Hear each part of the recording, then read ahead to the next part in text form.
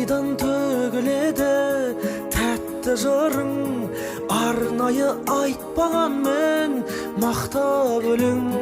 Ініңнің түзеп қанша әттегенін, жеткіздің төбемізді көкке керім. Бауырың бар бақыттан артық көрген, білгенге әпкемес пе